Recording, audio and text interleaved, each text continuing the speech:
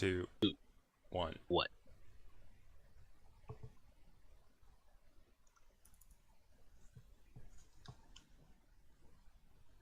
You are listening to the Overwatch Rundown, a weekly podcast covering the latest in the esports scene of competitive Overwatch. Today is Sunday, March 18th, and we are covering Week 4 in Stage 2 of the Overwatch League.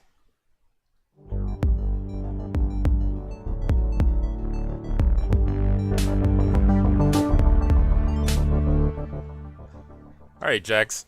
Week 4. On the intro levels. It sounds so boring, man. Okay, we're doing Week 4, Stage 2. Like, come on, let's we gotta pump it up. We are getting pumped up in terms of hype. Maybe not uber levels of hype, Jax, but we are getting hyped up now that we're coming to the end of the stage. He had some great lines this week, man. I mean, he's a wordsmith. Let's be honest. One of the best, I believe, in at least Overwatch. I'm not sure about other esports. There's a couple out there that are also good, but he is definitely something special. Jax, speaking of special, I think we need to first mention what's going on next week because stage finals and playoffs are happening on Sunday.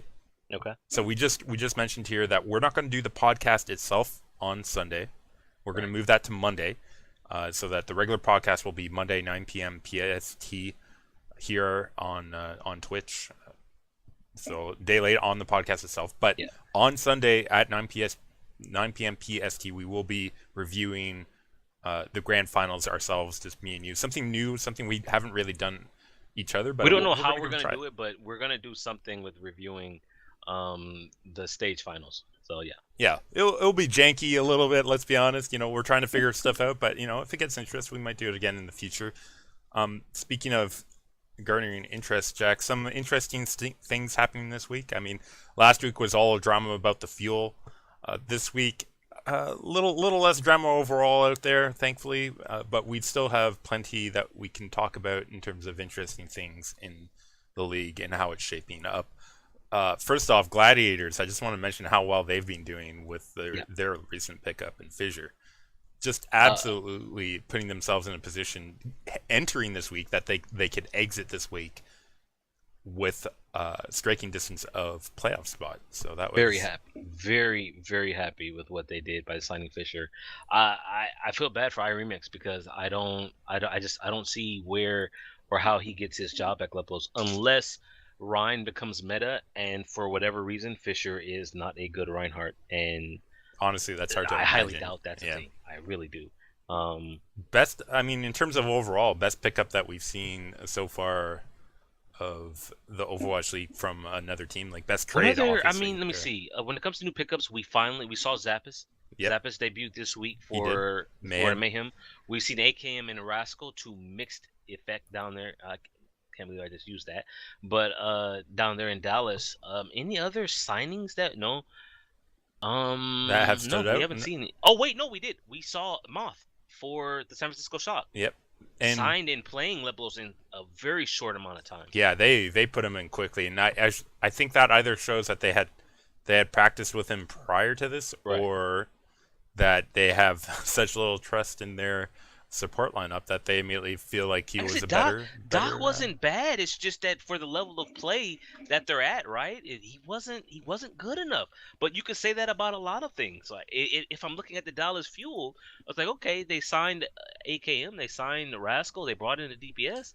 But you look at the Fuel, what's the biggest problem, Levelos? It's the tank. Yeah, well, I mean, it's the main tank position. The Fuel going through an interesting time. They signed. We mentioned this previous week. They signed OGE. Don't know how quickly he's going to be able to be brought in. The visa issue, man. And not only that, but they're going to start having language issues now that they have basically Rascal there, who's can speak some English as well too. And we will talk about that. Don't worry, because there is a good reason why we can talk about this. Comms of Dallas were shared from one of their matchups this week. Terrible. Actually, Jack, it's probably a really good place to start the rundown with the Overwatch League stage to week 4, because it's Boston Uprising taking on the Dallas Fuel. And Jax, we just mentioned into the segue the troubles that the Fuel have. I want to talk about Boston Uprising briefly before we do, and mention that they too have not been having the best of stages in comparison to their first stage. A lot of their a lot of their games they've actually managed to drop against the top tier teams. Although I'm not sure if you can say that when they dropped their matchup against Houston 4-0 in Week 1 either. But they have only managed to beat so far into this week Florida and Buffaloes. Mayhem. Or Shanghai, sorry, yeah. Florida and Shanghai Dragons. Yes. Every game that Boston has played has been 4-0, either a 4-0 win or a 4-0 loss. There's no in between with them, and the 4-0 wins are only coming against the two worst teams in the league. Yeah, and arguably you're going up against the third worst team, which might be the second worst team nowadays. We'll get to that shortly. Yeah. Fuel here just absolutely get destroyed by Boston. And Boston, they haven't really done anything to switch it up. I mean, we had Gamsu out last week. I think he was back in this week, if I remember Yes, correctly. he was back. So, I mean, there were rumors from some esports journalists that turmoil in Boston, Gamsu potentially on his way out. But looking at what happened this week, I don't think Gamsu needs to go anywhere. I'm looking at the scoreline here, Lepelos. 2-1, 2-0, 3-0, 3-0. Absolute dominance coming out of Boston against Fuel. Fuel looking like they're going down. Like they are losing what competitive advantage they had entering the league. And what that tells me is that they're not improving, right? They're not improving. Everyone is improving. Shanghai is improving. Jax, I don't feel like Dallas is improving. Okay, Shanghai is facing some troubles because of other reasons. But if you take out those reasons why they're struggling right now, we'll come to them shortly too. But I feel like Shanghai was improving when they had their core lineup there and were getting practice. Like they were still bad, but they're improving. I feel like are pulling the same kind of stuff out of their hat that they had in the preseason, which we thought was maybe them messing around back in the preseason. Really but now we're seeing it's just Buffaloes. them. I just had to point AKM on Genji. AKM hit scan specialist. You're gonna put him on Genji, Jax? Is that where is Rascal? I'm sitting here. Everyone is like, what? Why is AKM playing Genji? And it was a bad Genji. It's better than my Genji, sure. Is it a pro level Genji? No, not at all. So looking at the scoreline here, Lepelos, for them to only take one point on 4 maps, and it's Volskaya A point is the only thing they got. That's a walking disaster. Taimu playing the Winston Lepelos. When I'm looking at a clip someone made of Fisher's stream, and in the chat box, Taimu was asking Fisher for tips on how to play Winston. When he's saying, I look at what you do in scrims and I try to emulate it. When Taimu was doing that, Lepelos, this is the main tank starter for the Dallas Fuel? Yeah. Really? They are struggling, and it tells me that there's a lack of coaching level down. Again, I think that's mind-boggling. But when I stopped thinking about the coaching situation there, right? The only coach that I know is Kai. I'm sure they've got analysts somewhere. Hopefully they have assistant coaches. But I take a look at someone or team like the Houston Outlaws. They have a tank coach, Lepelos. Yeah. Measure, who used to maintain at a high level, is now their coach, right? Or I believe Boston has Shake, the former Complexity support player. He's a coach for them, and I'm saying to myself, why is Taimu having to ask Fish now? Fisher was like, I'm streaming. Hold on, we'll talk later. So it's nice that Fisher is doing. Took some time to I don't know what he said. Hopefully he helped him, but that's shocking to me. He's asked. I'm saying, where's Coco? Well, XUC is gone. Yeah. But Coco is there. He can't ask Coco? Yeah. Coco can't start? When I'm looking at a clip of Coco saying, if it was up to me, of course I'd be playing. Yeah, it's troubling. Why is he on the roster? Yeah, it's definitely very troubling here for the Fuel. Jax, there's still another game for the Fuel to play. We'll come back to them later. We still have questions. Don't worry. Those questions will remain. So we'll come back to them. But Jax, let's go ahead and get into sort of the premier game of the week. That's New York Excelsior taking on Shanghai Dragons. We both had more extensive notes for this matchup because it was a really, really good game, let's be honest. Take a look at this. According to the predictions, you and I both picked the Seoul Dynasty to win this game. Yeah, it was I think that was a good prediction to have going in, Jax. Let's go ahead and talk about the matchup here, starting Okay. on Hanamura. What a Hanamura this was, too. How Three many levels attack we? rounds, both sides, Jax. Let's just Yeah. get that out of the way First first two and attack rounds foremost. for both sides finished 10 seconds apart. So we might as well go from there into for me to the second attack. 2 minutes in 2 minutes and 44 seconds for the Excelsior after their attack. 2 minutes and 54 seconds for Seoul after they finished their attack. I think it Very is equal. worth. I think it is worth mentioning. NYXL on their second attack here, bringing out Libero and the Hanzo. They did that in the first attack as well, and it worked out on their first attack. Here, did not work out. Libero having to switch to Genji here, but it ends up paying off for them. They find the dive in order to get that A point. And Jax, that transition when you had that Genji there that manages in that one fight to build up a Dragon Blade, Yeah. and you get a nano It boost was onto the him. sound barrier, which gave sound barrier into the Dragon Blade, got them 2 quick picks Lepelos. They snowballed it from there And what picks they into were, too. a complete second cap. So they had 30 seconds, right, Yeah. to capture the B point a second time, and in that 30 seconds they got it done. So if you're Soul, you're looking at it right now. You've got 10 more seconds, but you know to keep pace, you've got to cap it out. Their first point attack Lepelos much better than what the New York Excelsior did. Seoul had 2 minutes and 35 seconds to push the second point, Yeah. compared to the 30 seconds that the Excelsior had. So they're already 2 minutes ahead. Absolutely. Just out of mentioning too, they seem to be something that seems to be reoccurrent is they seem to be focusing down Meko fairly often, and this is actually what sort of allowed them to get a point here too. Their B point attack, though, can we just mention, gets shut down as Fled is getting attack visor out by a beautiful sleep dart by Arc coming out. Was it Nano Visor? I think it was Nano Visor, was it not? I don't have if it was a Nano Visor, sorry, but it was just not Nano Visor. What it was, Toby used the sound barrier. It was sound barrier into Visor, so they used both ultimates there, trying to get pressure in. But when he slept, that's the end of that. Libero pulled out the Dragon Blade to counter, and that first push, which was in this situation, you kind of want to get the ball rolling here, and the ball started going, and then it hit us, big, I don't know, big wall, and from there, Lepelos, that 2 minutes and 35 seconds quickly dwindled down to one last push. Yeah, in that last push, it was Ryu Jae-hung. Let's just say he had his Transcendence forced out in the fight before. Yeah. Here he comes through, shutting down Libero as Dragon Blade was ready, but not out yet. Ryu Jae-hung gets that. Not only does he do that, he then builds Transcendence partway from there, and a little bit more to get it out in that fight as Dynasty able to take the fight down.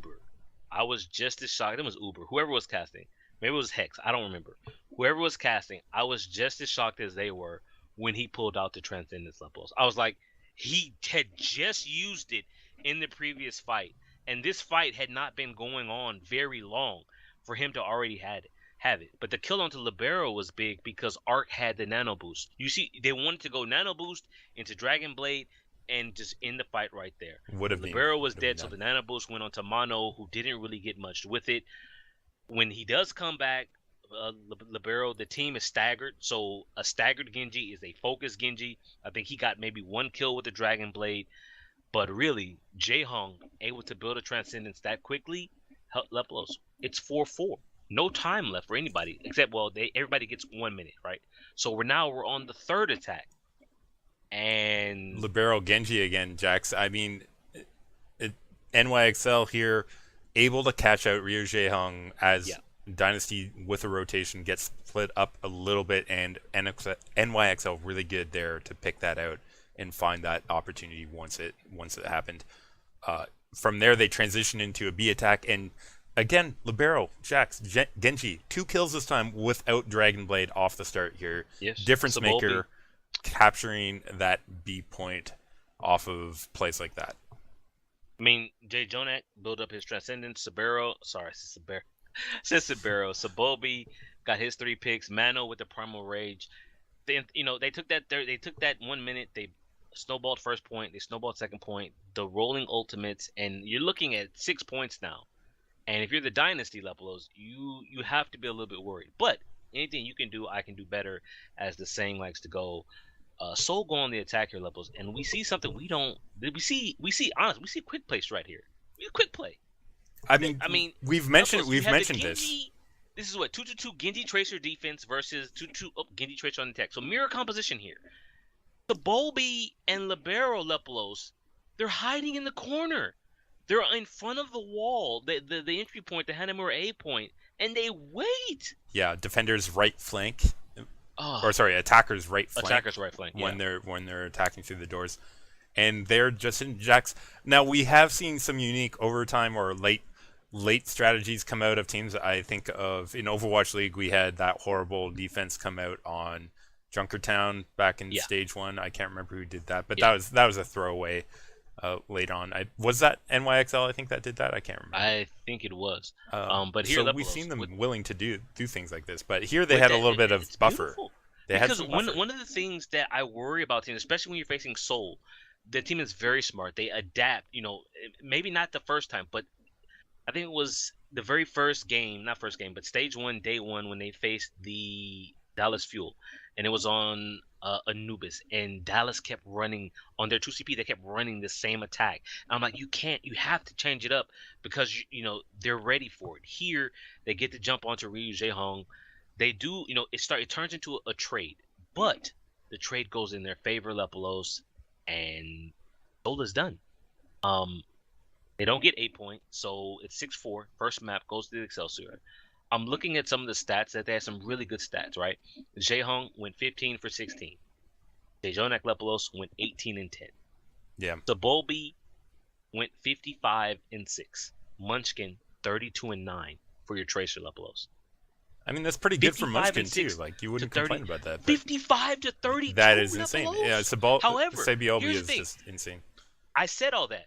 Would you believe me if I told you their total hero damage was less than 100 apart, Lepolos? That is absolutely nuts in terms of how close these two teams are together, but it shows you the strength of NYXL and where it really is right 24 final blows for Sabolbi, 14 for Munchkin. It's just, when I'm looking at these numbers, I'm like, how are they only 100 damage apart? Total damage when it comes to hero damage done. Mind blown. But from there, we go to Nepal, Lepolos, King of the Hill. Starting out on the Sanctum, we have Excelsior running a 2-2-2 with Farah Widow and Soul running a 4-0-2. Fleta Roadhog, Munchkin on the Zarya. Interesting composition. This is on Nepal. Yeah, Nepal Sanctum. Sanctum Dynasty able to get that point first based on their competition composition. I think. You say that, Lepolos. You think the Dynasty got it first? The Excelsior, it wasn't a sneak. They capped it for whatever reason. Yeah. They capped it and got it to 21%. So while the first fight is going on, the Excelsior cap it. They get it's free 20%. And you know how much I hate that, Jax. They ended up losing the fight because I don't think they were ready for a 4-0-2. Yeah, no. But, it's like, hey, you give us 20%, we're going to take it. And so now, the Dynasty then flip it into their favor, and the Excelsior have to change it up because I don't think you can't really run, Farah Widow into 4 tanks. Yeah, they do. Sanctum. They do switch it up, and it does pay off for them too. And unfortunately, I have to say this is more about failure of Dynasty than it is on the side of NYXL finding a good push.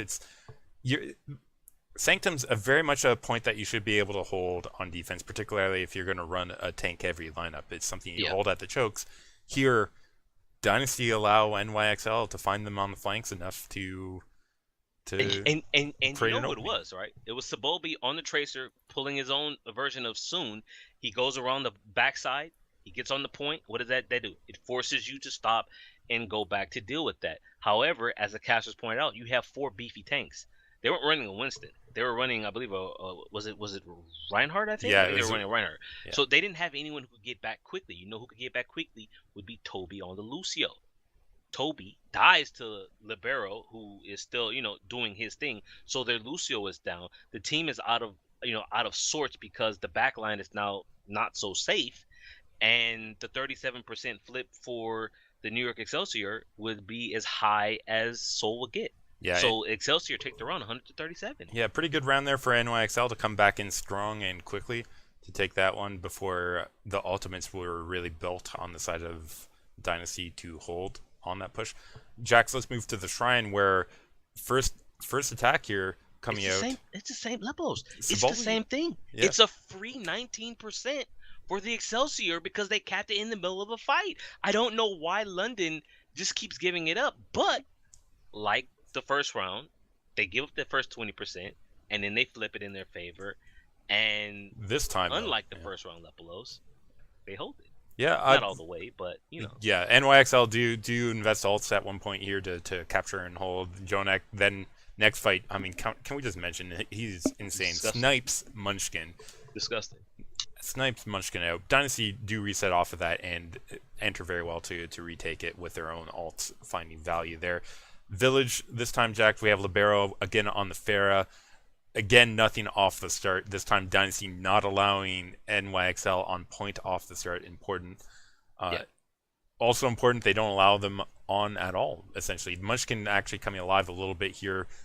Assassinates Jonak on one of those fights for an easy Munchkin hold. playing the Roadhog. I think they were running a 3-1-2 with Fleta playing the Junkrat into the 2-2-2. He Pharah traced Tracer. the Tracer at one point here, too. So Yes, he does. and he ends up doing some work as well. Going Holy late. crap! I'm looking at my wrong. Sorry, I'm looking at my wrong notes. Sorry. Yeah. I'm on the. I jumped down to the next map. That's why I'm saying Munchkin on Roadhog. Yeah. So please, He was on do Tracer for apologize this one, that. doing the assassin work Yeah. here. But Dynasty trading kills in the final fight, and it's Miro getting a lot of final blows here, though, coming sort of through in the difference of trades to take it 100-0 on Village. I will Jax, say teams are even. this is some poor execution from the Excelsior. You know what we often say on King of the Hill? You should always be able to win one fight because at one point in between 0 and 100%, you need to just get your ultimates and hit the enemy over the head with it. At 70% Lepelos, they didn't have all 6 at the start, but during the course of the fight, they used all 6 ultimates at 70%, got nothing from it. That's for me, that's poor execution. Dynasty have now equaled things up to 1. We're on, for me, the game really starts because we're going to hybrid, we're going to escort, which is where I enjoy things the most, and we're going to Hollywood. Yeah, and Jack's Hollywood, we're seeing Libero come out on that Hanzo yet again, and this time, Sabialbi up in the air on the Pharah. I'm looking at a 2-2-2 Junkrat Soldier from the Seoul Dynasty. Also running Munchkin playing a a Soldier. Roadhog on that Was that composition Zumba too. playing Roadhog? Honestly, I didn't make a note about who was playing what here. I believe it was Zumba on the Roadhog. Yeah, it was. I think so. Yeah, Zumba on the Roadhog. But then, as you said, Sabobi coming out on the Pharah, Libero playing the Hanzo, and even before we get into it, I don't like this pick because there's no consistent damage Lepelos.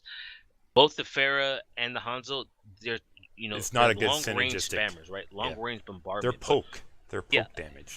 I just at the beginning here, I don't like the composition, and I'm looking at. Can my we just here. pause on that for a second, Jax? I don't even know what that would be particularly good against. Maybe a Junkrat that's not shielded. So you're talking about what Junkrat is not shielded here, Lepelos? Exactly. Or even if he's not shielded, right? If your Hanzo doesn't get the pick, if Pharah hits one rocket, then he drops down. If he's in cafe or he goes into a hallway where you don't see him, or he hides basically. There's no and finish so here. We're 3 minutes into their attack levels of a 4-minute attack. They've done nothing with it. But Sabolbi drops the Pharah for Tracer because when in doubt, play Tracer. And what happens? I mean, they find the value off of that good barrage coming through as well for Libero here. Yeah. I mean, Ryu Jae-hung getting 3 kills, tries to bring it back. Still not enough, late enough, but OT before NYXL able to capture out here. I say Jae-hung unable to carry, even though he tried very hard. It's just in that situation, the offense reinforces faster when you're in a back and forth fight like that, and the Excelsior cap it out. That left them with 2 minutes and so that gives them 2 minutes and 30 seconds to push the second point. Jax, they did nothing with that 2 minute 30. Fleta breaking out the Widow here, shutting down NYXL. The Bulby breaking out the Widow as well. I'm so confused at what the Excelsior are running here. I'm not used to them looking as if they don't really have a plan and that they're just trying things. And at one point, you have Sabobi on Widowmaker, and Libero goes back to Hanzo Yeah. for double sniper. And What are not just you here, they do it doing, again man? later. But let's go ahead and talk about Dynasty Attack because NYXL not getting any distance beyond the saloon, essentially, not even the corner One of point saloon. and 77.59 meters. That's right in front of the saloon, I believe. Yeah, it's not very far at all, and it takes Dynasty a little time on their 3-1-2 attack with Junkrat to pressure that cafe, capture Do A. you like the defensive Farah? I do I not like the don't. defensive Farad. If I'm not mistaken, uh, they were also running a Moira with that Yeah, composition. Jay Jonak was on. They were running Farah Tracer with Moira and Mercy. I don't like that composition that they had out. I don't think they found value off of it, and I think that's true simply because how quickly Dynasty captured A Buffaloes. here. I mean, give you. So remember, it was 2 minutes and 30 seconds for the Excelsior to push second point. It's 5 minutes and 28 for the Dynasty to push it 77.59 meters. Yeah, and I don't think you want to give Dynasty a position where they have to throw the game in Yeah. order to drop the map. Here, Dynasty, of course, not not throwing a game. I mean, you switch Libero to Widow, good luck, Nope. right? Zunba finding hooks here does work. Dynasty destroy NYXL quickly in the second phase, and we're up 2-1 with a Dynasty lead going into Gibraltar. Should point out, Janice did come in for Mono there on the main tank position for the Excelsior. Not that it would have made a difference if Mono had been in. That Yeah. the composition, the tactics that they ran here were destined to fail when against Seoul. It looks like they really, weren't either entirely practiced for what Dynasty were going to offer, or they were hoping to catch them off guard. Either It's way, odd it didn't because work. if I remember one of the little tidbits that the producers put up, it was neither team had lost on Hollywood so far this stage, right? They're both pretty good on their hybrid maps. And I'm saying this looks like they wanted to get away from what they normally did because Seoul would probably be prepared for it, Yeah, but they themselves weren't prepared. But you said we're going to Watch Point Gibraltar, and you it's a got to must feel win. good if you're going into Gibraltar with Dynasty because you have Fleta on the Widowmaker here. Yes. You're thinking this should be your advantage, Jax.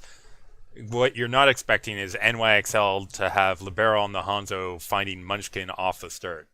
I mean, one, you have a 2-2 Genji Tracer defense, right? So you don't even have Fleta on the Widow. He's playing the Genji. Which I think it was Bryn who said Fleta is one of the best, if not the best, Genjis in the league. I'm not sure on that myself, but he is rather good at it. I agree with your statement on that one. I don't think he's going to be number one simply because he doesn't play it as often as others. I think he is clearly good at it, but Yeah. top five maybe. But Yeah.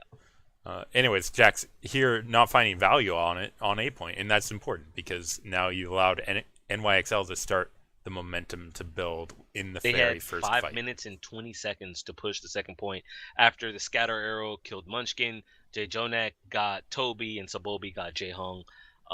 Speaking of Jaehong, though, into the hangar phase, Yeah, Jaehong going down to Dragon Strike. Man, the NYXL pressure in the hangar phase really high. Some messy fights here, but they managed to continue to pressure Dynasty the push was there. continually. It went 5 minutes and 20 to push second point. They were left with 4 minutes and 50 to push the final third. There was really no defense. However, in the final third is when we do get the defense, Leplos. What do we get? I mean, we get Fleta on the Widowmaker like we expected. And they hold for a good 3 minutes and 50 seconds. With a minute left, I'm looking at Sabolbi going Widowmaker and Libero still playing on, Hanzo still on Leplos. the Hanzo. We should mention Did Libero he ever switched get off the immediately to Hanzo? Hanzo in the third phase as well. So we're back to double snipe after 3 minutes of fail or three, back to double sniper, and I'm they're not. held. I guess they're really trying to do something to make it work out. You Unfortunately, they're think you're not gonna get landing the their picks shots. on you think you're gonna get the picks on Soul? No, You I really don't. think that's gonna happen? I don't like double sniper compositions usually. Like it's not unless you have somewhere with a lot of flanking high ground, which I don't think. I mean, Watchpoint has a lot of high ground. Good luck getting to the flanks. Yeah, Leplos. exactly. That is the issue. Is like you need to be on the long sight line high ground where there is not a lot of cover there, which is ideal if you're a Widow v Widow. But if you're a Hanzo, you want somewhere where you can sort of peek your head out, launch an arrow, and then come back around, right? Because your arrow timings are slightly different. Also, it's a sort of more medium range. I don't like this composition though because again, similar to the Pharah Hanzo that we had, there's no finish up. It's fine to have I like one high damage or one long range confirm. character, but you need Two somebody points. finding people. 2 points. 86.42 meters. Seoul has a win condition. Meet the distance. You take the series, and I think they would move into first place for stage two. Soul go on the attack levels. 222 Genji Tracer defense. 222 Widow Tracer attack. Fleta on the Widow. Munchkin on the Tracer. Munchkin showing me because so coming into this, I still don't know even now. The Soul coaches probably know, which is why they ran Munchkin here. I'm not sure Munchkin is better than Bunny at the Tracer. Bunny last week was the week before. I think it was last week when he played Tracer. He blew my mind with how well he was playing. Yeah. But the coaches feel that Munchkin is the better Tracer, and this here, not that his Tracer was fine on the previous maps, but here on the first stage of Watchpoint on their attack, I really felt like Munchkin was stepping it up. Some really good play to push them through the server room and on towards that first cap. Yeah, going through the NYXL dive setup here on their first point defense as well. So similar defenses coming out of both sides, both of them also failing for different reasons. I will say, though, it was 4 minutes and 25 seconds for Seoul to push the second point. So that's 55 seconds slower than it was for the Excelsior. So they're already a little bit behind. Some of that coming through the stall out of NYXL at the Yes. end being a little better than Dynasty stall before the B point. So Ryu Jae-hung in that, of course, doing some work. So he's still that boot onto Libero Dragonblade. He's like, no sir, no, not for you, not today. Shuts them down. Yeah, no, that's a key reason why they're able to make it through. If we talk about third phase, so this is what it's coming down to: about a minute difference in time. But Dynasty know the distance that they have to go. They don't have to make it all the way. I think it was interesting, Lepelos, that Seoul had 2 minutes and 55 seconds to push the distance that the Excelsior had. Excelsior had 4 minutes and 50. So almost a 2-minute difference. And I also want to point out, because I have to, because it was pointed out to me by the caster. Do you know who it was at this point of this map, Lepelos? Who was doing the most damage for the New York Excelsior? I believe was doing 23% of the team's damage. Of course you would mention this because obviously it's Jay Jonak. Who Lepelos. else? He's but a support him. player and he's top damage dealer for his team. But I'm not going into that. Soul 2 minutes behind already, effectively 2 minutes behind. Can they meet the distance? I mean, this is a good question, and not when their supports go down early. NYXL able to find them quite often here, and you having Liberal on the Genji in the third phase, and it's finding value as well. Jack's another reason why Dynasty struggle here. Supports going down, Genji finding a lot of those kills. That's all you need for NYXL to hold on to take this map had off shut of down Dynasty. Libero at first stage with the blade. He shut him down in the hangar phase again. But, sooner or later, the Genji's going to get his man, right? Yeah. The assassin is going to assassinate. About 1 minute and 15 seconds left. You're talking about he finally gets the two kills with the Dragon Blade, one of them being Jae-hong. With 10 seconds left, Lepelos, Libero gets 3. He gets both supports. He gets Zumba out of his mech, so that's no sustain. That's the mitigation gone, and that's a hold. We go to map 5, Ilios tiebreaker. Yeah, and here we are. We're back onto a stage 1 King of the Hill map, Jax. It switched from entering Gibraltar, where I felt like the advantages of Dynasty with their Widowmaker could come into play, to a King of the Hill with maybe one map that Dynasty could do well on with that Widowmaker. Ruins is Widow's is Widow's playground, man. So that's their best chance. I agree with you. That's their best chance, but even then, NYXL proved to be masters of Helios for the most part. There's some. I mean, that was when they had the big boss. They're not running Stage 1, big when boss. they played Ilios, Big Boss Pine put down some serious work on Ilios. But here, there's no Big Boss Pine. The Excelsior are running a 2-2-2 Soldier, Libero, Tracer, Sabolbi.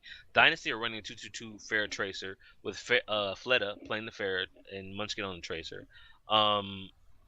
First point, goes to the Excelsior. Yeah, And Mecco early Fleta here. immediately switches. It's really hard to run a Pharah into a soldier like Libero here, with a Zenyatta also discording and bombing you like Jay Jonek likes to do. I do want to say, fantastic initiation from Manu here at the start levels. He dies, right?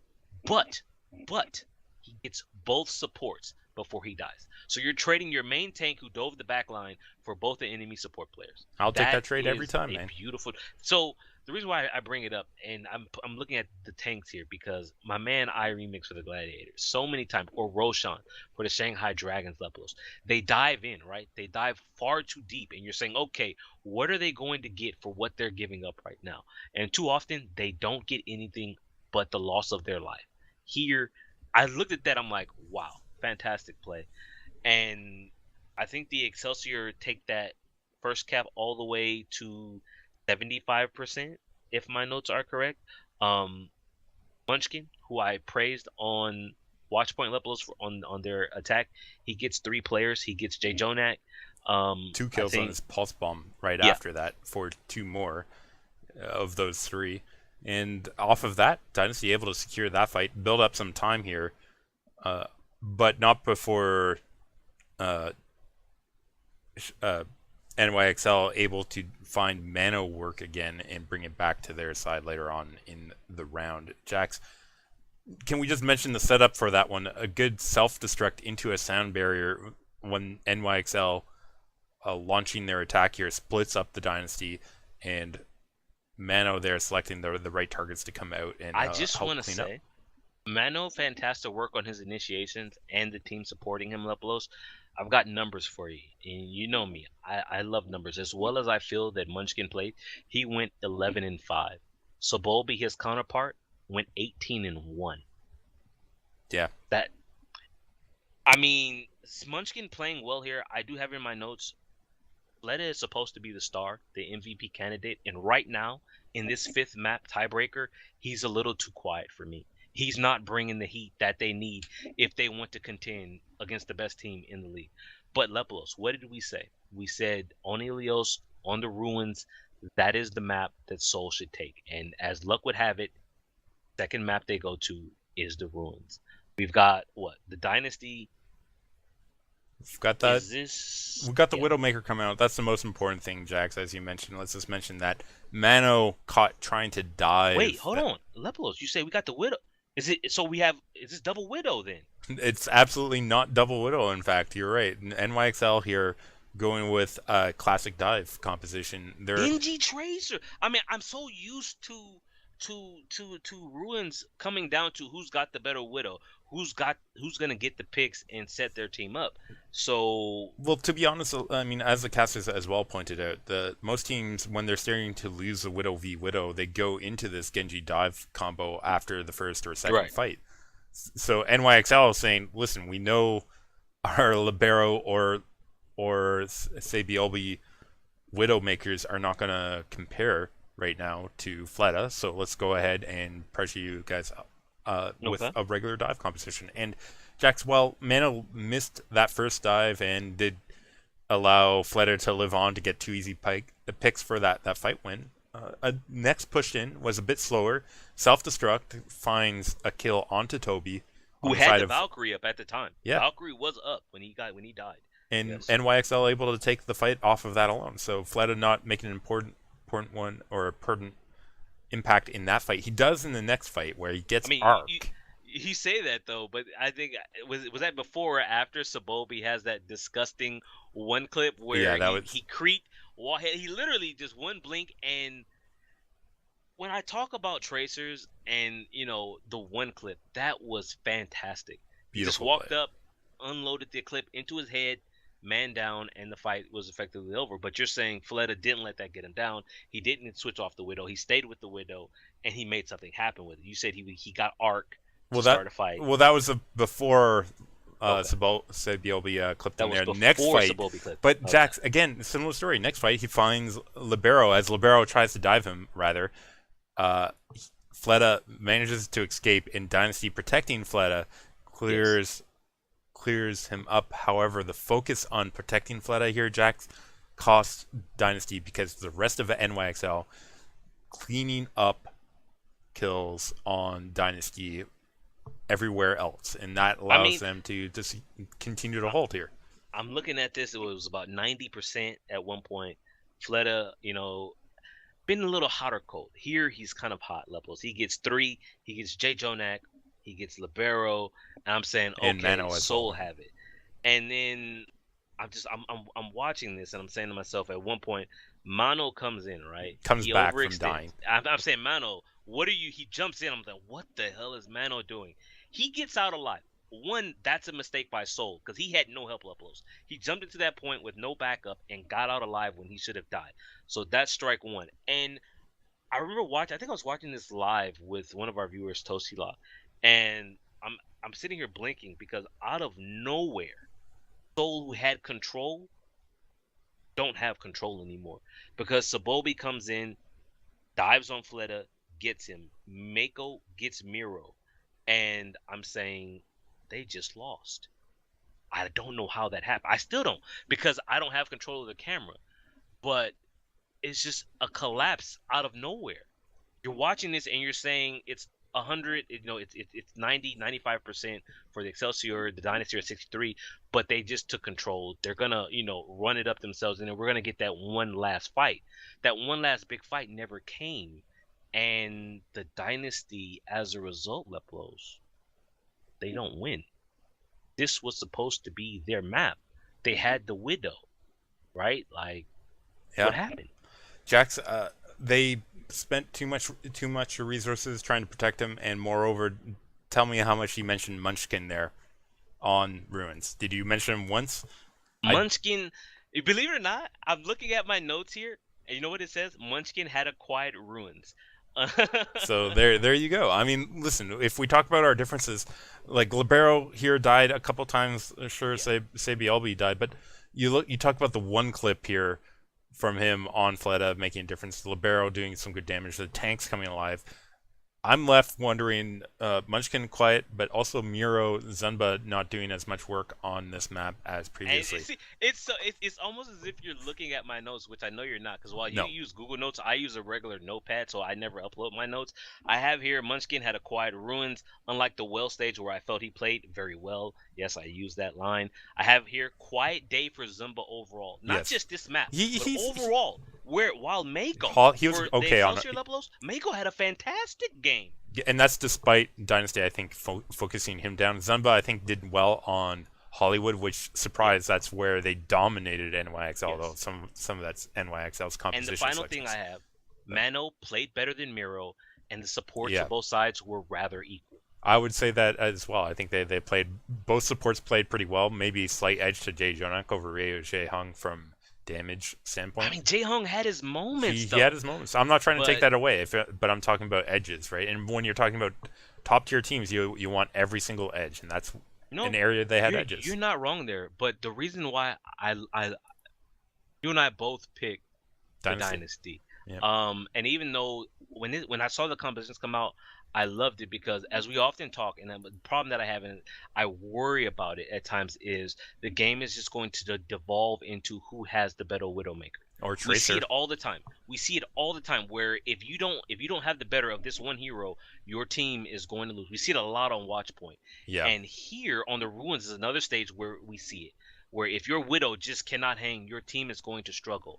And here, Lepos, they completely avoided, the Excelsior completely avoided the Widow's web. Fleta, he stayed in it the entire time. He was comfortable. The Dynasty tried to play around that web, try to play around Fleta, and the Excelsior were like, fine, we're going to beat you in other ways, and they did. Yeah. Everyone, whether They played to remember their advantages, Jackson. at Let's be times, honest. at times it was Libero diving Fleta, it was Mano, or it was Sabobi that time who flanked and got on him. He could never sit back. He could never really get comfortable. And the team Soul was having to devote so much trying to make it work. And I think it suffered because you look at the well, right, where I feel Fleta played poorly, but Munchkin played very well, and it was balanced where they were playing around each other, and here in their own way, Leplos, the Soul Dynasty fell into the Widow's trap. They You're lost.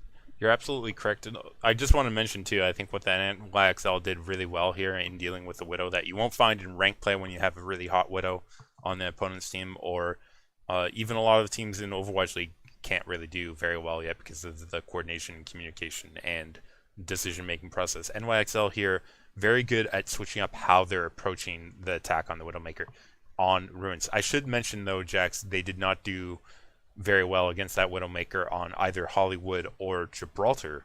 So No, no, they did not. But I mean, I think they also approach it different. And on Hollywood, they tried to do Widow v Widow or double sniper v that or double Widow, and sniper on Gibraltar in third, which yeah, absolutely did not no, work. it's just they they had on Hollywood. They didn't have a game plan. I mean, they had a plan. It was a very poor one, poorly executed, poorly designed. Going into the final week, stage 5 in the playoffs, I'm really looking forward to see what the coaching staff there comes up with. But here, fantastic win for New York Excelsior Lepelos. They're overall they did not win stage 1, but they finished the regular season of stage 1 in first place. Right now, they're first place in stage 2. They beat the number 2 team. They're holding on. Consistency is what we want, right? So over the first 2 stages, or not, the Excelsior are in first place, and it shows. The results are there. Yeah, definitely. Jax, let's go ahead. That was our main feature of the game of the week, so we're going to move on quickly from here on out as best as we can. Jax, let's talk about Philadelphia versus Shanghai. Not a big one to talk about here. Do we have to? Score lines here about as bad as the Uprising versus the Fuel, because Shanghai only taking a single point. It's 2-0, 2-0, 3-1, 3-0, all for the Fusion. Yeah. Don't want to talk about it other than to mention just briefly now. No shadow burn. Shanghai Dragons, I think this week they still had Undead, but Yeah. there's questions about him returning in time for the following week. I don't think there's questions. I think he's gone, Lepos. He's not going to be here next week. So I'm pretty sure. It'll be interesting to see on Wednesday who they're running in their lineup. We have supposedly China to deal with Lepos. there is. We're not talking about Chinese drama any more than we're talking about. That's some spicy drama. There is spicy drama out there. Listen, that's Overwatch TMZ worthy stuff out there. For those people that are interested, we have linked some of it a bit on our Discord, but we're not going to talk about it here. They're up again the very first thing on day 2 against New York Excelsior and Jax. They do better. I mean, they didn't take a map, but let's run down the score lines here. They're 0-1, New York Excelsior taking all the maps, 1-0, 2-0, 2-1, and then 3-2. So Jax, they at least got a couple more points this time, which I don't know what to say other than NYXL probably did not practice whatsoever for the Dragons, and the Dragons were able to, just on that alone, able to get a couple points more than they were able to against Philadelphia here. Jax, let's go ahead and talk about the next game. Florida versus the Valiant. Florida coming off of a win last week in a very hard-fought win over Dallas Fuel. 5 games for that one. They almost won against Houston, where they had a 2-0 lead and then managed to lose the final 3 matches there. We've had Zappis come in as well, so maybe he's going to try and make an impact here against the Valiant, but although we've only seen him so far come out on a hybrid match. It's so interesting. I believe it was Manitin tweeted afterwards that it was the team's decision to run Zappis there, even though he's the new one in. He says their results on Hollywood are so bad that they wanted to try to triple tank, and that is why they would bring in Zappis there for that particular, because we're like, why does he just come in for this map, which they lose? And apparently, their results are just that bad that they just had to try something else. I did link there in chat for those who are interested. The undead trauma. Anyways, it's spicy. Getting back to the Valiant game, let's just run down the scorelines and we'll come back to what you were saying there about the Hollywood. 2-1 Hanamura, 2-0 Nepal. Both of those going Florida's way. Hollywood 1 over Valiant there. That's why we mentioned how badly Florida has been doing that. But Jax, Florida able to close this out with the defense on Route 66 as they take it 3-2 over the Valiant and earn another win in this stage. I will say, Lepelos, we saw Agilities. He came out of whatever retirement home he was briefly stationed at. Saw agilities on Hanamura and Nepal, both maps the Valiant lost. We also saw him on Hollywood, which they won. But for Route 66, Kareev was in place of agilities. So the coach there, the new coach who's in, I think he's still trying to figure it out. I don't think he knows what is the best lineup or the best lineup for each particular map.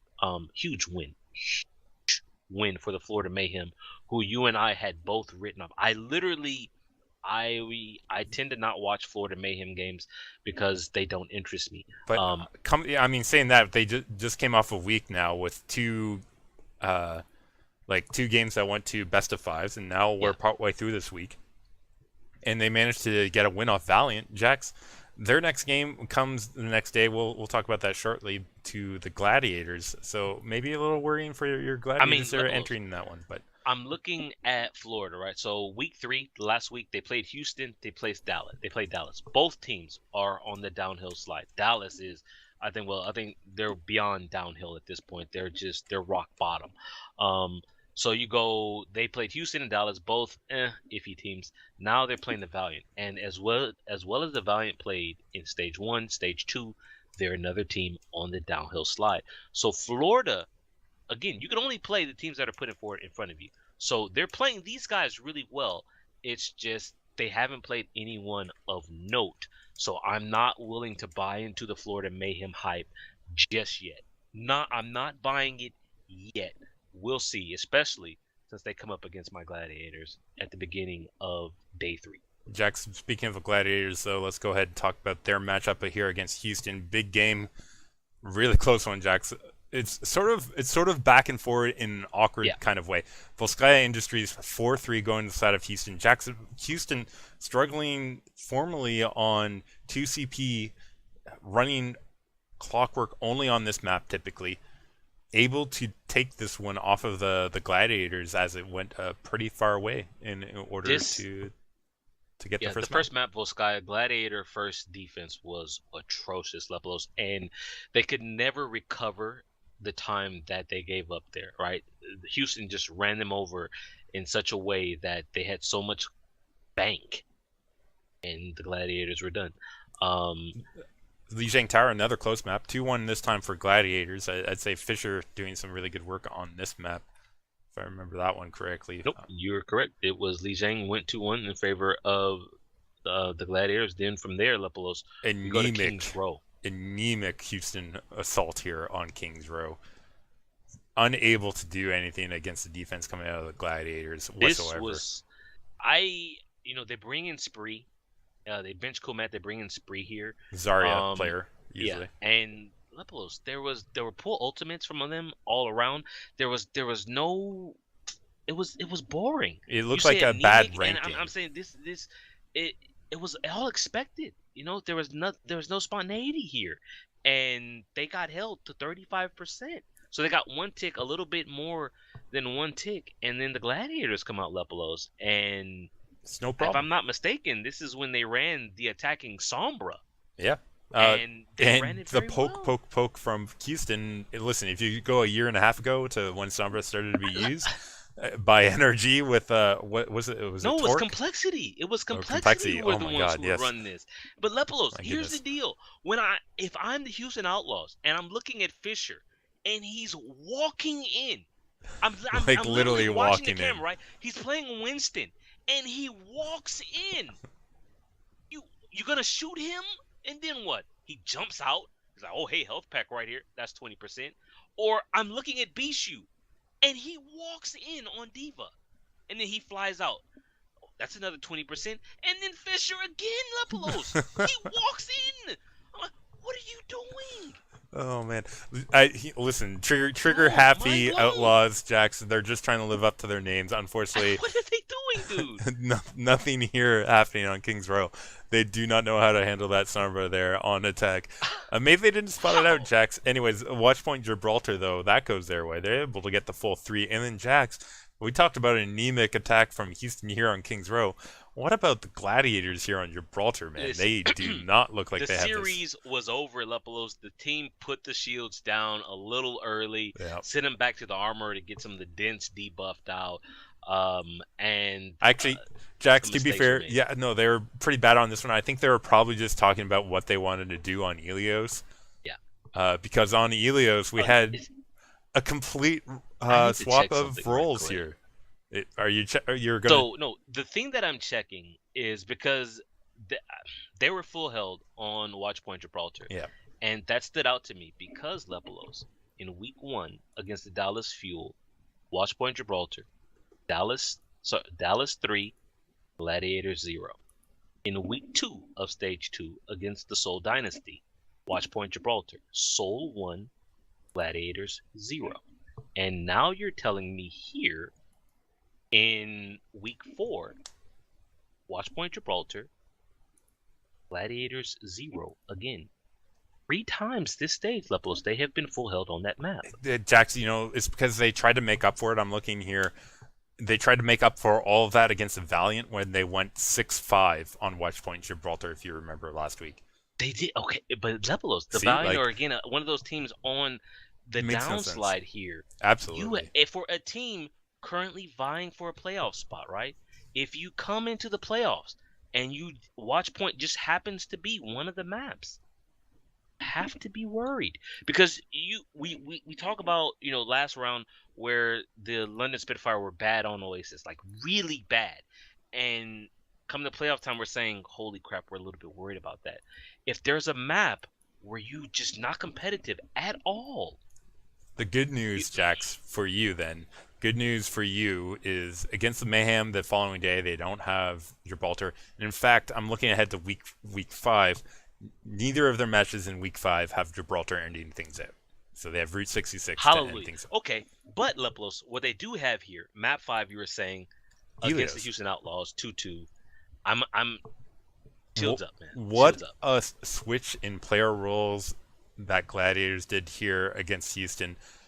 I think I would be tilted if I was an Outlaws fan or if I was an Outlaws player watching a DPS player take over the Lucio slot and having Shaz come out on a DPS and you still lose.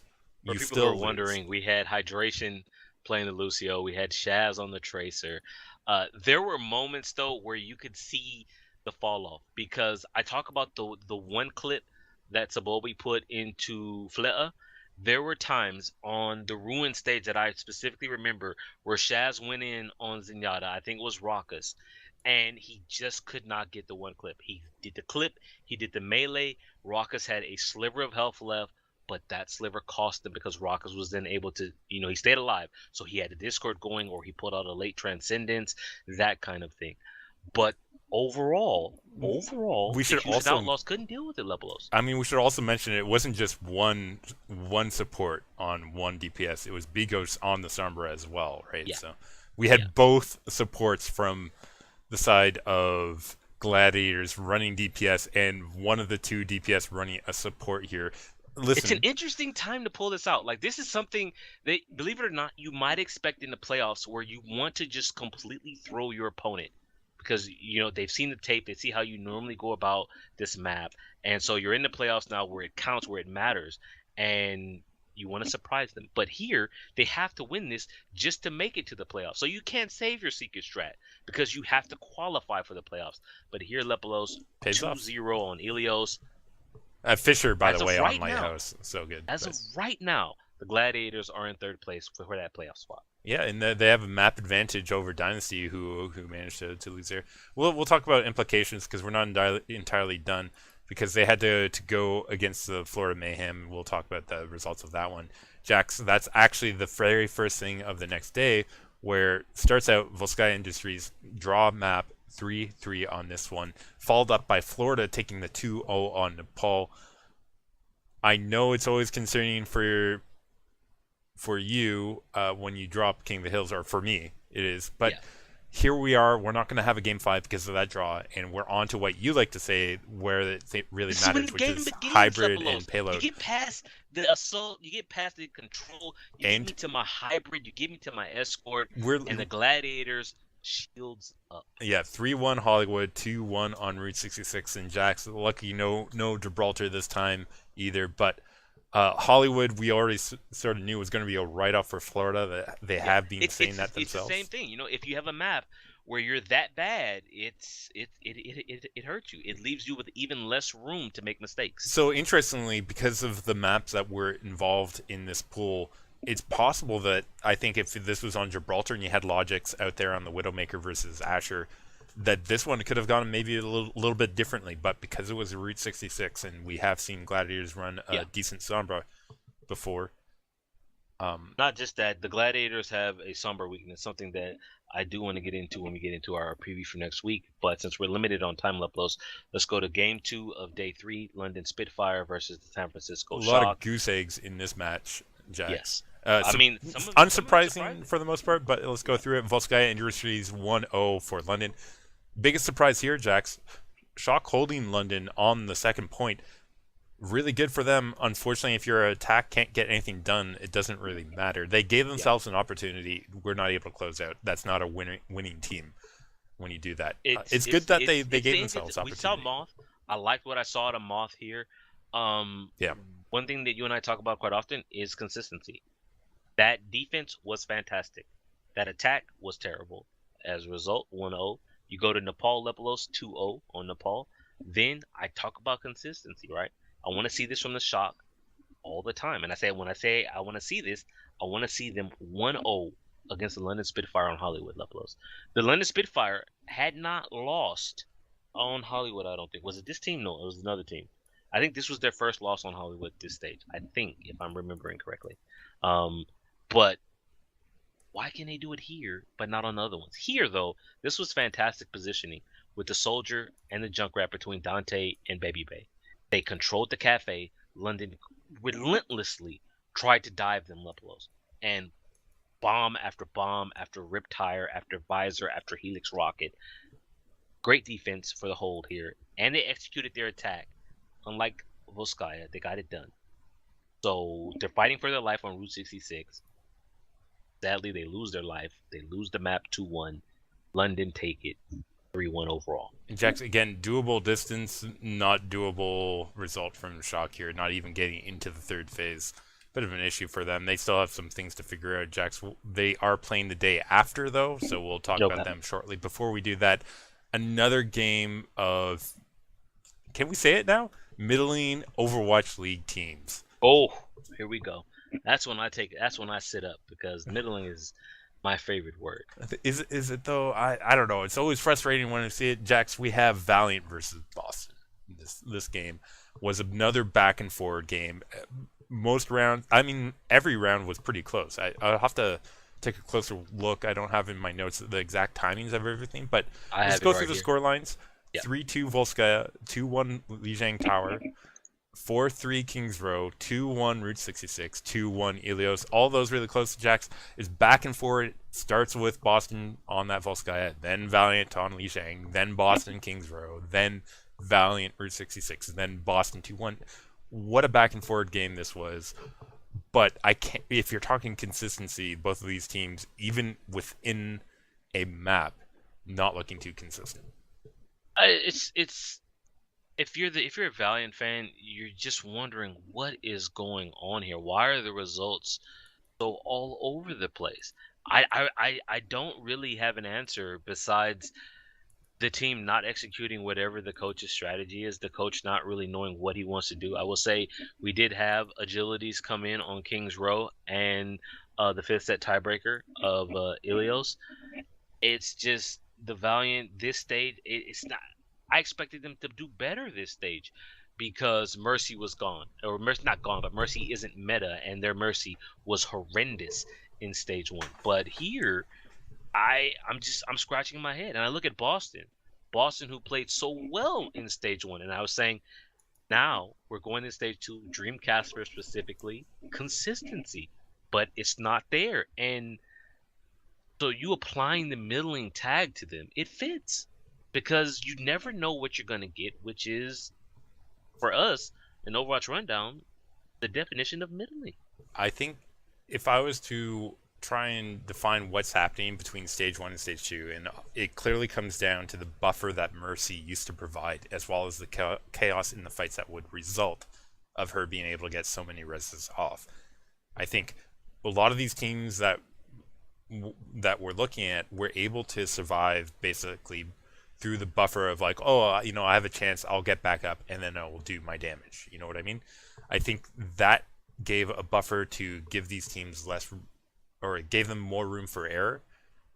Now that that's removed, we're seeing without that room for error gone, that they cannot compete on the same consistent level once you take that away from them, right? Like just think about the difference, right? Like now you need both your DPS to be on every single time. You can't have one of your DPS accidentally die and then get rezzed, right? Now you have to be correct the very first time you engage. It's a huge conceptual difference. Both of these teams struggling with that change back into the old kind of meta of dive First game because of it. This is the first game for Boston that did not end in a 4-0, whether it win or it lost this stage. All the other games were 4-0. This one 3-2. Going forward, well, I guess we'll look at Boston in their upcoming games, but consistency. It's what they have to work on. From now, the levels, we're going to our second big game of the week. It's not a feature game. You're about to find out why it's not a feature game. Because when you're looking at Seoul Dynasty versus the London Spitfire, you're saying, Jax, that's a feature. That is what number 1, number 2 team, number 3 team, or 2 and 3 in the overall standings. I think that's got to be a big one. But when you stop and you watch it, Lepelos, you're left scratching your head because this was a 4-0. Let's just get it out there. Let's just put it out there. This was 4-0 in favor of the London Spitfire. I think you picked the Seoul Dynasty coming into this, and I actually picked the London Spitfire. That was before I looked at the standings and I realized that my Gladiators could benefit quite a bit from the London Spitfire losing. So even though I picked London to win, I was pulling for the Seoul Dynasty, and of course, they let me down.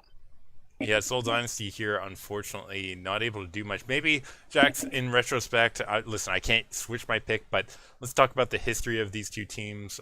Well, first off, in Stage 1, let me go back to that. But before Stage 1 even happened, Jax, most of what is the current London Spitfire came from GC Busan, yeah. Which happened leading into Season 4, Overwatch League, managed to have Shanghai, or sorry, not Shanghai Drive, but they had they had what's Lunatic High's number, which was former Seoul Dynasty team, right? So they had their number going into them previously. Maybe it wasn't such a surprise here that they continue to have the number of Seoul Dynasty. They also 4-0'd them when they matched in week 4 of Stage 1. Oh, they did it like that. So basically what you're telling me is Seoul. See, I didn't know that. That's kind of telling, kind of interesting. And it's interesting because the London Spitfire, who used to be GC Busan, as you were saying in Season 4 of OG and Apex, when GC Busan upset Lunatic High, their coach, I don't remember the man's name, but what I do know is the coach of GC Busan is now one of the coaches of the Seoul Dynasty levels.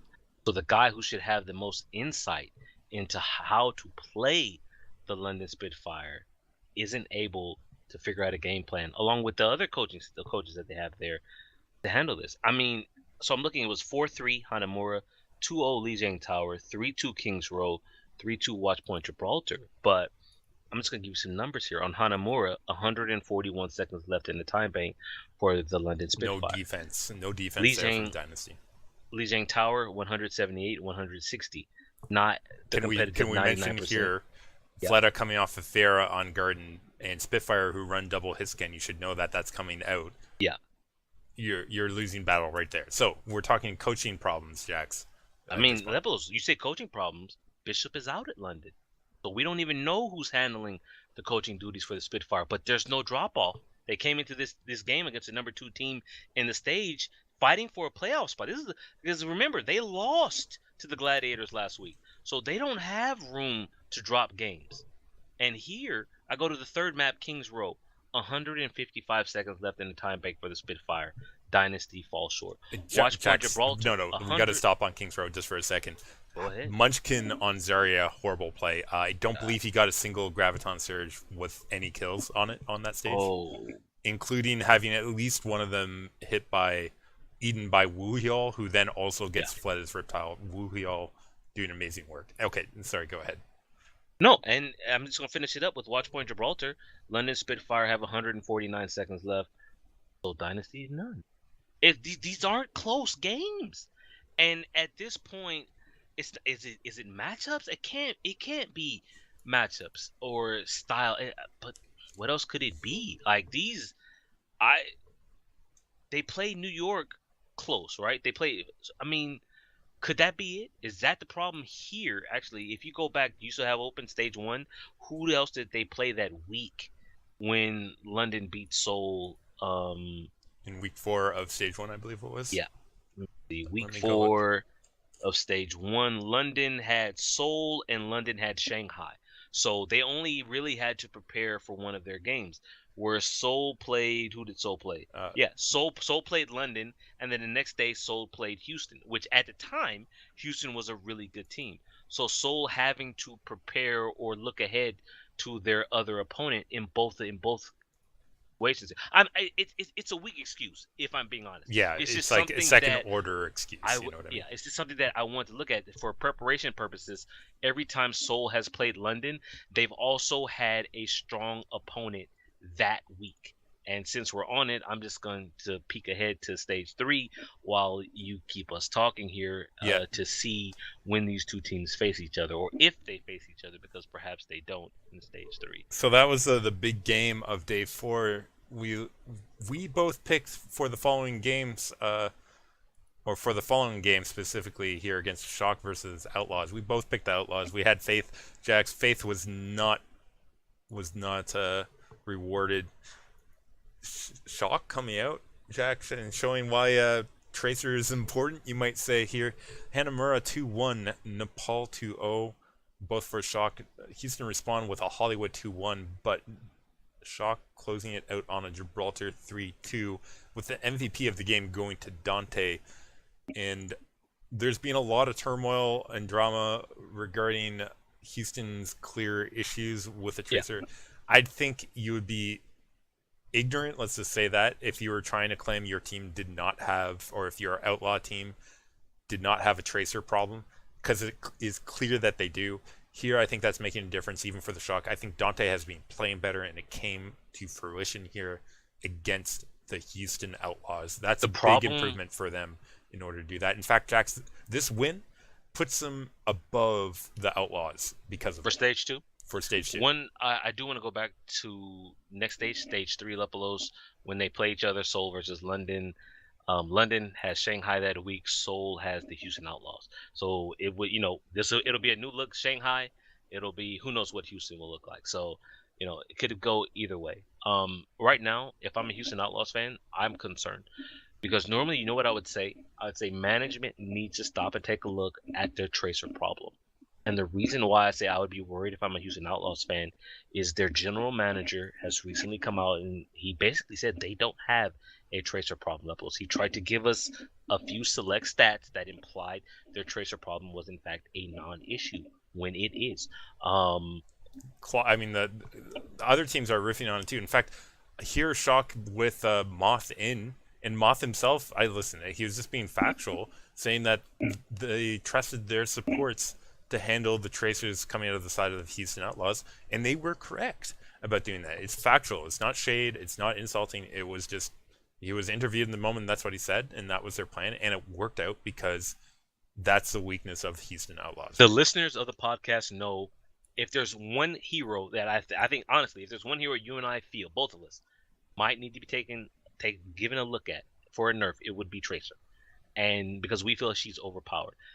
For Houston to not address that is just, it's mind-boggling. I will say we had a clip of, maybe it was a clip or a tweet, I don't know. It was a clip, actually, of Mendo Kusai, who we have yet to, he's another one of those mythical players who we haven't seen yet. However, he's apparently going to be given some scrim time in the upcoming week. And from what we're hearing, he's the best out of all the tracers. Why it's taking Lepelos to week 5 of the stage for them to figure out they need a new tracer, I don't know. They should have But seen this coming. at least they're starting to acknowledge that. They And should have seen hey, this coming though, Jax. look, Like if the scrim results aren't there, then in that week off, or you start shopping. You start shopping. You look at contenders. You look around. You find yourself a tracer player, and you're like, we need you. Yeah. And as people want to point out, the one I'm already looking at, Lepelos, I'm looking over there across the ocean to Finland, to Higanti and Davin. Yep. You know who Davin's former partner was? Partner in crime when they won contenders? You know who that was, Lepelos? Linkser. Linkser. Yeah. Where is Linkser at? The Houston Outlaws. It's already there. It's just waiting. It's waiting for Flame to get on the phone with his Finnish translator to say, send Davin over. We've got a job for him. But we'll see. Yeah, I agree with you. Houston is having some struggle. I mean, Jax, maybe they're playing the long game for like when Brigitte comes out and Tracers are going to die to her one shot Here's combo. the deal: if we're not gonna see her in competitive play, in pub competitive play till season 10, we're gonna see her in Overwatch League stage 5. It's season 2, maybe. I don't know. Stage 4, definitely won't be stage 3. You already know it won't be stage 3. Won't be stage 3. Definitely. I think stage 3 we do get Blizzard World, or I think. It depends if they selected that. Do they have the maps open? Sorry, I'm not sure. I'm already off on a tangent. Jack, Keep us rolling. We have one last game to cover. Don't worry, it's going to be quick. Remember when I said no questions would be answered? Of course, I'm talking about the Fuel taking on the Fusion, where all that we have left for Fuel are questions.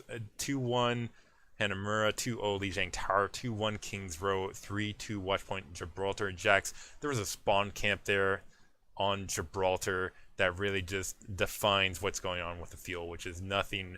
Let me give you some numbers real quick, Lepelos. 326 seconds left in the time bank on Hanamura, the first point. 100 to 52, 100 to 72 on Lijiang Tower. Kings Row, 92 seconds left in the time bank. That one, they didn't even cap second point. Watchpoint Gibraltar, 179 seconds left in the time bank. You talking about that spawn camp with EQO was he sniped? Listen, he man, sniped somebody AKM in the spawn. On Widow in the spawn. When your Widowmaker is getting sniped in the spawn room, you have a problem, a serious problem. And they do. Jax, their serious problem was captured very well after the Hanamura, too. There's been a lot of talk about this moment that they decided to show. Okay, by the way, Jax, I just want to point out of every other team, tell me what other losing team that they show comms for, first off, that they've decided losers? to use this for. Normally they show the winners. Exactly. I think Dallas, I'm not trying to defend they Fuel. They routinely go back to Dallas for losers comms. They've done this the first time. Yeah, they've done that multiple times. I'm just trying to suggest there's a clear indication that they're trying to play the storyline angle here on the Fuel being bad. And I guarantee you go to any of the teams that happen to be losing, even good teams, and you look at when they're losing, there are going to be moments like that. So, listen, I'm not trying to defend that there's not problems with the Fuel, but I feel like there's an unfair bias in terms of how they're reporting on it via the observing of Overwatch League right now. That's interesting. I mean, there might be something there. I'm not saying they're doing it purposely, Jax, either. No, I know. I'm just saying they're picking up on everyone's feeling about the Fuel, and I think it's tied into them being everyone's sort of hated team right now. I mean, to be fair, the Fuel do themselves no favor, Lepelos. I agree. When you look at Dallas, and there's nothing coming out of Dallas as to why Coco isn't playing. Taimu is awful. I like Taimu sometimes. At times he takes it a little too far. Taimu is an awful Winston. Listen, if I'm the Dallas Fuel, I'm saying, Gladiators, hello, is iRemix available? And you know me, I had serious issues with iRemix, but that's how bad Taimu is. For Coco to not be playing, there must be something seriously wrong. He maintained for them forever, and then now he's not. I mind blown. Jax, but when you listen to the comms, right, and we listen to their comms, but I want to give you the alternative, Jax. We just had a major loss out of Houston this week. Don't you want to hear the comms from them? Like, I would be interested to know what's going on in their team too when they're losing as badly as they did against the Shock. I mean, if I could understand it, I would have liked to have heard London when they were facing the Gladiators the previous week when they as well. lost that one. But my point here is like all No, I'm trying to say you is they're trying to craft a storyline here for Fusion. They're doing it very well, but in a for the fuel. Um, for the feel I'm I'm in a subtle way. I'm looking at Dallas. I mean I think have questions about them I too. think There's Coach lots of Kaikai needs some questions. help. You know, you and I, we have believed in Coach Kaikai for a long time, but the results aren't there, and the results are getting worse when you expect them to get better as time goes on. And not just that, when you listen to that clip, and maybe I'll have to find it so I can link it in chat here. When you listen to that and their communication, that is terrible. When someone is saying, when I say go, when I say dive, you go, they're not even listening. Yeah, They're well, not even listening, I dude. think this is probably part of the problem with playing Rascal right away onto their team. Lepelos, it's clear English, and I think Rascal, believe it or not, was the one who was saying in English, when I say go, you go. Well, he said when I say swoosh, you guys go. It's what he was saying. Whatever, But whatever the man Lepelos, I mean his I understand. English is not the problem, It's but general their communication communication is issues. bad. Like I forget who it was. Maybe it was Dante, or I want to say it was Dante. It was someone who said, "Why is so?" You know how I asked on the first game, "Why is AKM playing Genji?" Or now I ask you, "Why is AKM playing Sombra Lepelos?" As the professional player pointed out, I don't remember who it was. I think it was Dante. They were As correct he on that. says, one, effect is the best widow. Effect is the best widow they have. Yeah. Two, Rascal, out of the two players, Rascal is better than AKM. So on a map where you have a Sombra and a Widow, perhaps you don't play AKM. I get it. It's watch point. Soldier's always been strong on watch point, and AKM has always been one of the best soldiers. Yeah. But he was on Sombra. Yeah, no, Jax, Doing I don't. what? I have lots of issues with the coaching and management of the fuel as well. Don't get me wrong for my defense of what they're showing in terms of the comms. I'm just suggesting that it was sort of unfair there. But going into week 5, I don't think we're going to see a major turnaround coming out of the field. Before we get into predictions, Jax, we have the rest of the rundown to do, so we're going to move on. And We're over time budget here, we're Lepelos. not overtime budget. We're budgeted for as much time as we've got, which Here we is go. hours upon hours, because that's what we're going to need to cover all these contender regions. Jax, let's be honest. There are Listen, I'm just gonna say we're gonna have to figure this out because there's still more regions to come next week. yeah, you're not even kidding. There's like we have what 5 right now, I believe. I'm missing Pacific and Korea. Yeah. Korea starts tonight, and I think the Pacific. Never mind. So we're going to be up to 7, I believe, in total Yeah. that we have to run down. Jax, we're just going to do stats rundown of where we are standing right now with Group A, Group B. Group A has played games Wait, today, or what sorry, they region released is the games this, today. Lepelos? What region is this? This is for North America that we're starting with that Okay. I'm mentioning. Okay. We'll start with North America, head over to Europe, and then Okay. South America, Australia, China in that order. Let's go ahead and talk about North America first and foremost, where Group A has played 2 sets of games so far. Gladiators Legion taking the Shields lead up. spot here, I like that. 2-0. Toronto Esports sitting at 1-1, as are Mayhem Academy, XL2 Academy, and last night's leftovers. That's the order. Grizzlies Esports sitting at 0-2 down at the bottom. Group B, we had Optic Gaming 1-0, Envision 1-0, Infusion University 1-0, Energy, Simplicity, and Byweek all sitting at 0-1. Can we mention the game between? I think we mentioned this last week. There was a really good game between XL2 Academy and Gladiators. I think that was last week. That was today. It was Toronto. It was XL2 versus Toronto. Yep. It went 5. That one was really good. Sorry, Mayhem and Grizzlies was today. That went 5. Sorry. Let's go ahead and discuss what's happening in Europe. Long ways to go, people. Long ways to go. So very, very early. We had 2 sets of games happen in Group B in Europe. I don't know why they're backwards. Jax, let's talk about Group A first. British Hurricane, Team Gigante, that's a disband all at 1-0. Angry Titans, Orglis, and Hungary. Team Singularity 0-1. Group B, Eagle Gaming, name we know, 2-0 CIS Hope, Copenhagen Flames, Young and Beautiful, Bazooka Puppies, all 1-1. Mosaic Esports down at 0-2. So still some more to go with. So these games are like a long series, Jack. So I don't want No, to get into anything too listen, soon. we're gonna have to figure out a way to streamline 7 regions of results. But yeah, I think you said from Europe we're going to South America. Um, in South America in Group A, we've got Well, Brazil. yeah, okay, go ahead. No, I was gonna say in South America we've got Black Dragon Esports in first. So Black Dragon, Brazil Gaming House, Up Gaming are all 1-0. At 0-1 we've got Dogma Esports, Just W, and Isurus Gaming. I want to point out one thing that stood out to me from Group A of the South America contenders is Isurus Gaming, formerly Karma, formerly Team Argentina. Formerly Before number one in contenders, region. this team was dominating the region levels. Yeah. They were beating Brazil Gaming House for that first place. And now, in the first week of contenders, they lost 4-0, 2-1, 3-2, 4-3, 2-1, 0-4 to Black Dragon Esports. That's it's early. It's early, but that's a pretty big upset. Yeah, you don't like to lose your number one spot. Jack's talking about standings. Group B, Nocturnes Gaming, Caverna Esports, Pain Gaming, all at 1-0. Predator Esports, Battalion Esports, and Encore Esports, all at 0-1 from Group B of South America. Australia time, Jax. I'll see what's going on over here, where we have Group A with Darksided Serenity, Blank Blue at 1-0. Kanga Esports, Legacy Esports, and Tainted Minds 0-1 in Group A.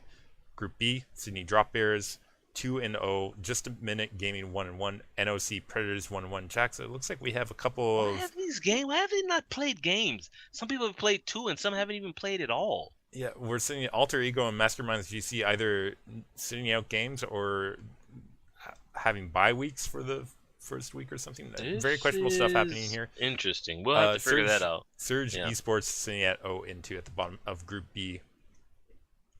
Takes us over into China. Jax, let's go ahead and have you take that one away.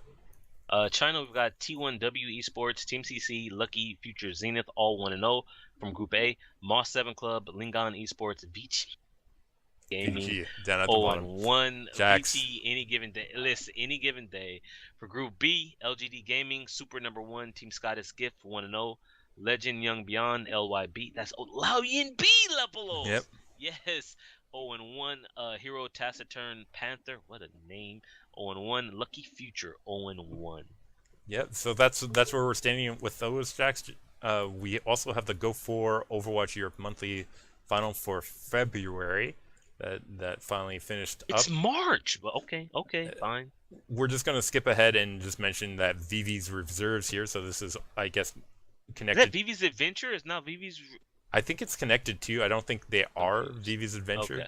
Okay. They do manage to win this one, including the most notable name here that I've seen is ENC Esports, and ENC Esports didn't make it outside of the quarterfinals. In fact, they lost to VV's Reserves on their 2-0 way to the finals.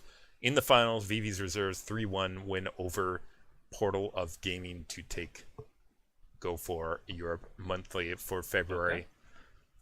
Jax, that brings us to Swiss Esports League Winter 2018 Premier Division. I guess we're just over the halfway mark with week 5. There was a big game in this. There was supposed to be a big game in this tournament this week. Was it not? Silent Gaming, who did they play? It was against Lausanne Esports, right? Yes, Silent Gaming, Lausanne Esports. Silent Gaming taking 3-0 over EL. Oh no, not too close. It's not very close here. They managed to take their second game too. They're actually improved to a 5-0 score line here. It's not looking like this is a very close lineup. We'll come back with the standings when we make the end of the season. But as it stands right now, they have a 2 games in hand. Well, they've played 1 game in hand, but they have a 2 win difference over. They've only lost 1 map.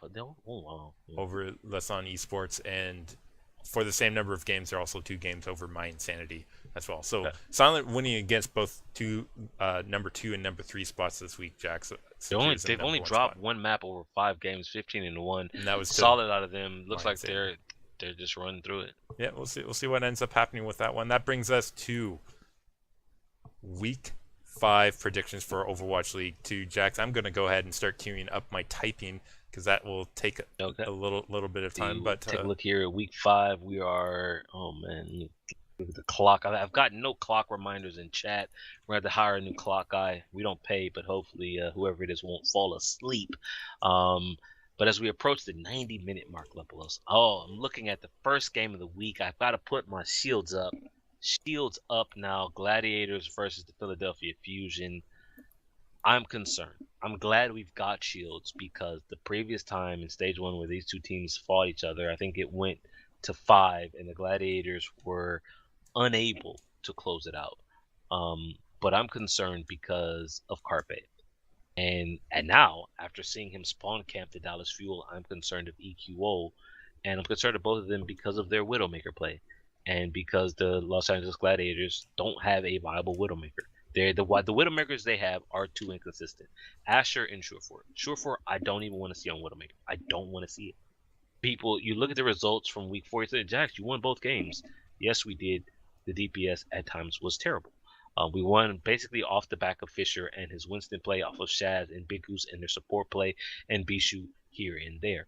The Gladiator DPS, they help. so They need all kinds of help. the question for you is, do you think that's Of course, enough to carry them through? Fusion? Yes, I told you we carry shields to help protect us from the Widowmaker, but don't be surprised if the Gladiators get sniped a lot. Listen, I am going with the Fusion off of this one. You going with the Fusion? I feel like EKO is finally, like, he's recovered from his sickness 2 weeks ago. Finally, I mean, yeah, he got to warm up again by beating up on lower ranked teams last week. I think Fisher will be enough reason and the supports that this will be close. But I think with Carpe and EKO doing well, that will be enough for Fusion to take. I will say right now, huge playoff implications for this game. The Gladiators, if they win their next 2 games, they are in the playoffs. Is it for sure that they're? Destiny in their own hands. If they win out, they make the playoffs. I thought they need for sure, like, to absolutely ensure it. I thought they need like are there one. Are there? I think there's map in. I mean, I'm looking at it right now. They're plus 12 in the map line, and Seoul is plus 9. So they've already got 3 maps left. Yeah, but like if you talk about like if Seoul, if you look at their schedule, it gets 2 4-0s. You're talking about plus 4 there. If right, so plus 8 in total. They can get up to a plus 17, I believe. So that's the barrier you have to breach, and the only way you can for sure do that is if you get a 3-1 and a 4-0. I mean, you say that, right? So let's say Seoul get both, right? They get up to plus 17. The Gladiators, if they win both their games, that's at least 6 Lepelos. They're already at 12. That put them at 18. It's not at least 6. You can get a plus 2 only, right? Like if you go both maps in draw, 5. You think? No, think like they draw? No, if you go to 5s, right? That like game 5s, you get only plus 1 because of 3 and 2. The Gladiators like to go 5. The Gladiators exactly. Really like to go 5. So you get only any one other map. Tiebreakers? No, they haven't. Soul and Gladiators did not play this stage, right? No, they didn't. They did not. I mean, either way, the Gladiators have to win. To have any chance, they have to win. Yeah, absolutely.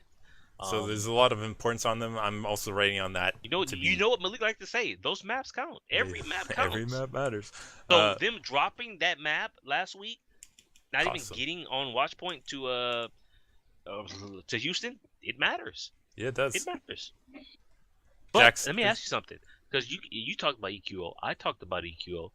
No one's talking about Shadowburn. I don't think Shadowburn is going to come into play here. Shadowburn is a strong player. I think they're going to keep on running with EQO right now. Did you think it stayed when the Overwatch League started? You would say that no, Shadowburn doesn't come into play. Shadowburn? I don't think we had an indication about how good EQO is. I still have my questions here. I'm going with the hot hand right now on the DPS side of Fusion will be enough. I have my questions about him because I don't think I've seen him play well against the top tier teams yet. Yeah.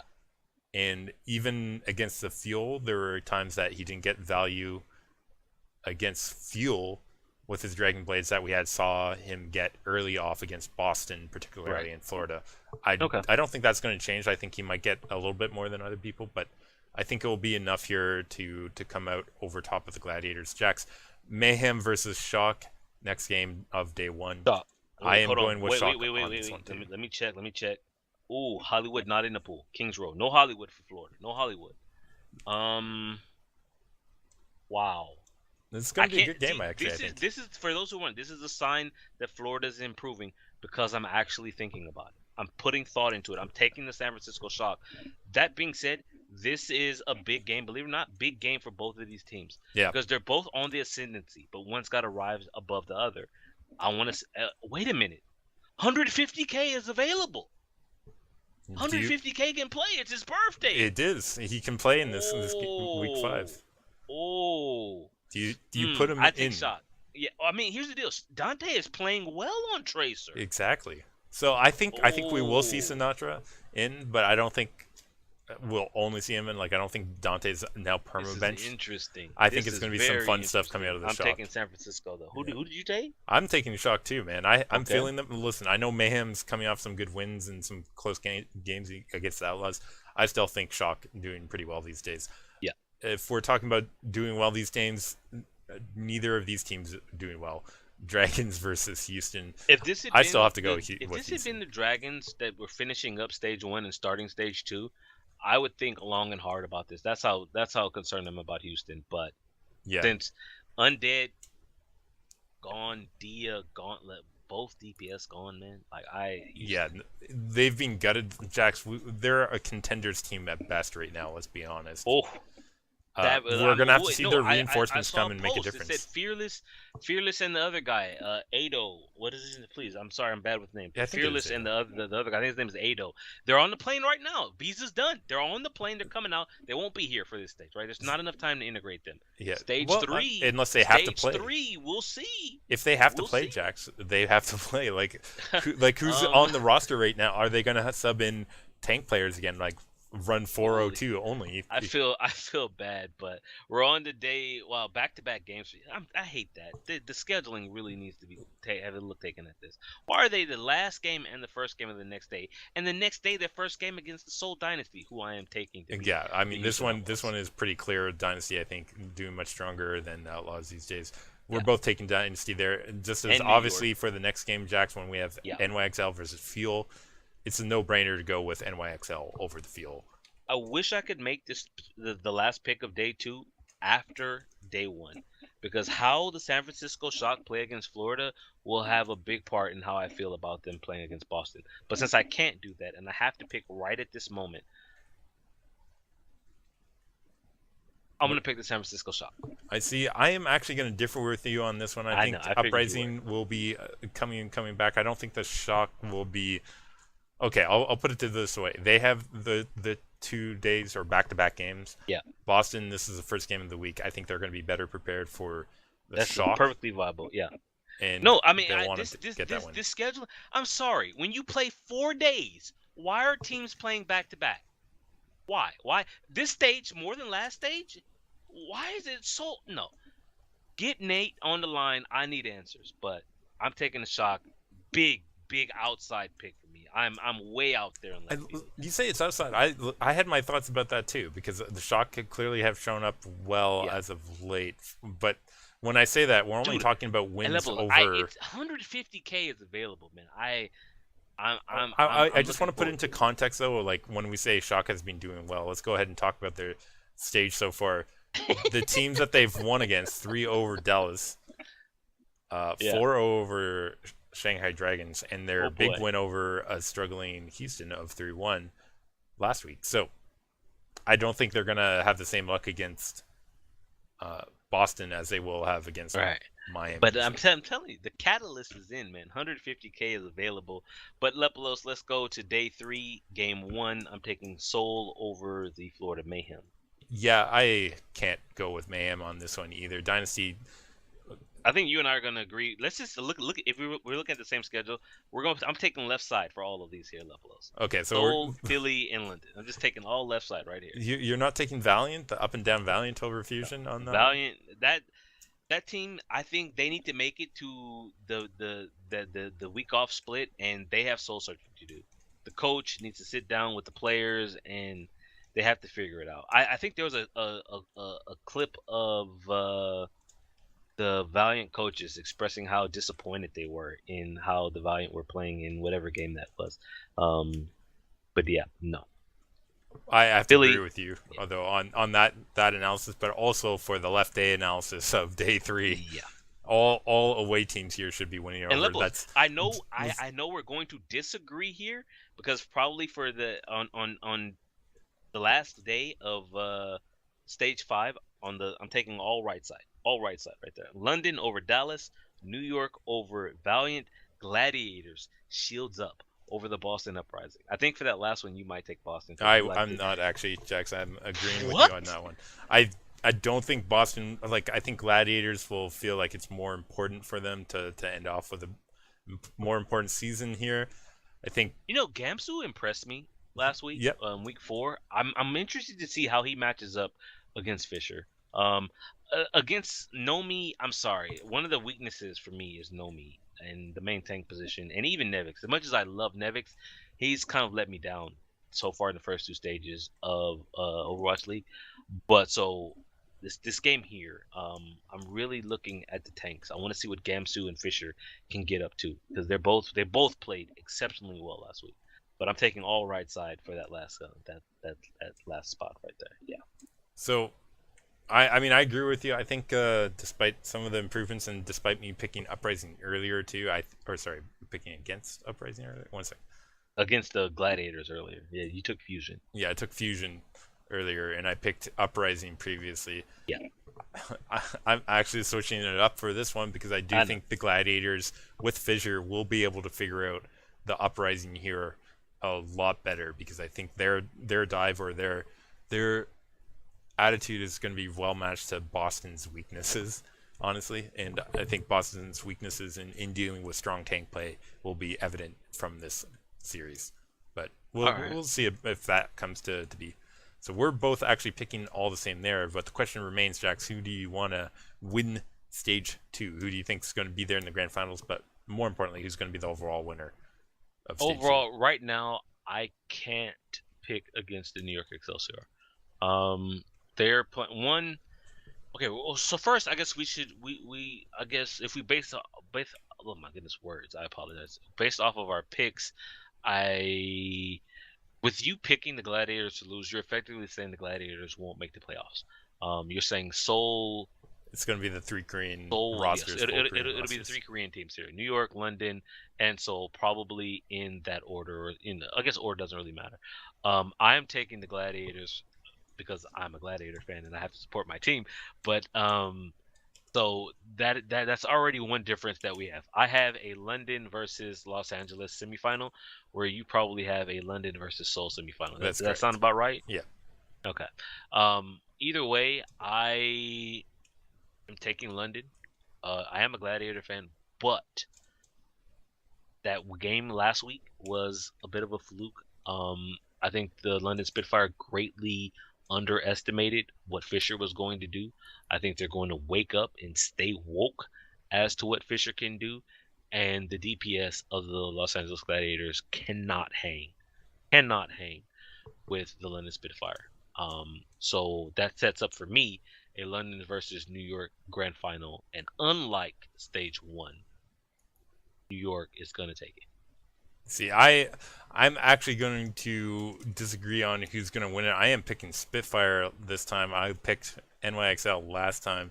I look Okay. at their matchup, London winning that one 3-2 in their last 2 matchups against NYXL winning 3-2, I believe, and losing the previous stage 1. But this stage, I think I have to hand it again straight up to London. I think NYXL, despite the record, has a little bit more weakness. And the fact is, I think NYXL, other than their game against Dynasty this week, they have fairly easy opponents on the way out, as do the Dragons. So it's a hard read on who's going to come out on top. I just think the edge in the play of Spitfire will be there to carry them through another warm up, semifinals, and then the finals I, to a I victory. just stopped by the Overwatch League website to see if they had the maps for the playoffs up. They do not. Because I was just saying to myself, whether or not Watch Point is in the pool will play a pretty big part as to whether or not the Gladiators make it. A lot of me picking the Gladiators is me backing my team. I'm just gonna put this out here. Do not be surprised if they in fact don't make it to the playoffs because they lose to either Philadelphia or Boston. I look at Reddit. I look at what people say about the Gladiators. There have been a number of posts saying the Gladiators are the most enjoyable team to watch this stage, which I think at times is quite true. Their team compositions, their adjustments that they're making, it's fun. The Gladiators are a fun team to watch. But if you're a fan and you're watching it, and it's kind of frustrating for me, and I kind of go off on a tangent on the Discord at time about it, I'm not a fan of the DPS. I have not hidden that from people who listen to the podcast. I am going to reiterate again that I'm concerned about Carpe and the Widowmaker. And even if they get past, let's say, Philadelphia and Boston, when they get to the playoffs, I'm concerned that Widowmaker will be a problem. And I don't think they're capable of handling a Widowmaker on Ilios or a Widowmaker in general like the New York Excelsior did against Seoul Dynasty in this past week. Well, I love the tanks and the support of the Gladiators. I absolutely love them. But the DPS for me is just far too inconsistent. I think that's fair, Jax. We've had questions since the preseason or before for some of us, but we're going to wrap this one up here, Jack. Somehow we actually ended up going a lot longer than I suspected. Somehow, guys. Yeah, because somehow. our clock man has failed at just mind-boggling. We're gonna have to reduce his salary, Jax, from 0 to 0. But everyone, just a reminder. Podcast next week will come out on Monday. We'll be doing that live on Monday at 9 PST here on Twitch TV/Leplos. You can find us on YouTube as well under YouTube Leplos there. As well, if you want to mention us, you can find us on Twitter at OW Rundown. I'm at Leplos. He's at Jax_Blake. Let us know if you have any problems. You want to complain about Jax and his DPS. Gladiator fans, am I wrong? Do the 3 DPS that they have, are they good enough to win the Stage 2 finals? Hit me up. Let me know. Hit me up. I'm curious. Of course, too, as well, just to mention everyone, we will be on 9 PST live on stream, not a podcast, but next Sunday we will be reviewing the grand finals. We'll be doing some kind of review of the finals. Yeah. We don't know what. It might be brief. It might be. It's going to be put together as we go. But if you guys are interested, come and join us for that. We're never brief, Leplos. We're never brief. It's never brief. But you know what is brief? The ending music that I am hitting right now. At OW Rundown, I don't think he said that.